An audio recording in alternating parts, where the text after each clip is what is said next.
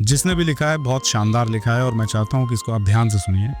निश्चित तौर पे हमारी आपकी जिंदगी में इस पर बड़ा प्रभाव पड़ेगा। श्री कृष्ण अपने मुख से कहते हैं, तो दुख शुरू थे मेरे जन्म से पहले मेरी मौत इंतजार में। कैसे कहूँ कहानियां, अब सुनो पूरी लंबी कतार में। जन्म हुआ मेरा जेल में, माँ बाप का चेहरा मैंने देखा नहीं।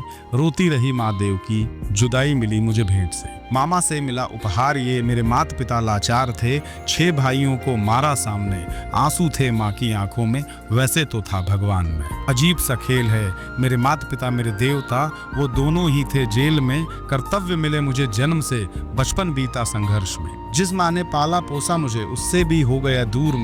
विधि का क्या विधान था, क्या लेख लिखा था कर्मों का, तुम ठीक से तो रो लेते हो, मैं रो भी न पाया चैन से। कहने को मैं सब कुछ था, मैं राजा मैं रंक भी, कष्टों से भरा था जीवन मेरा, दुखों का मेरे अंत नहीं। खेल कूद की उम्र में कर्तव्य मेरे अनेक थे, छुड़वाना था मेरे माता पिता को जो कई बरसों से कैद में थे। धर्म से चलते कर्म से तो वृंदावन भी छोड़ दिया, मथुरा की उन गलियों में अपना दामन मोड़ लिया। और वृंदावन के साथ साथ किस्मत भी मेरी रूठ गई, प्राणों से प्रिय मेरी वो राधा रानी छूट गई।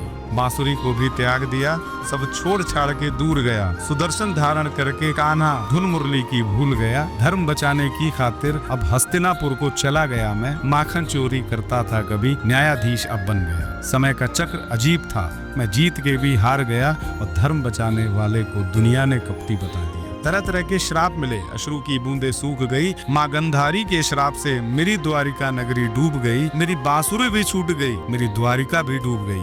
मैंने क्या ही पाया जीवन में जब प्रेमिका ही दूर गई। विश्राम करने लेटा था मैं, तीर पैर में आ लगी। तुम जीते जिंदगी चैन से, मुझे मौत चैन की ना मिली।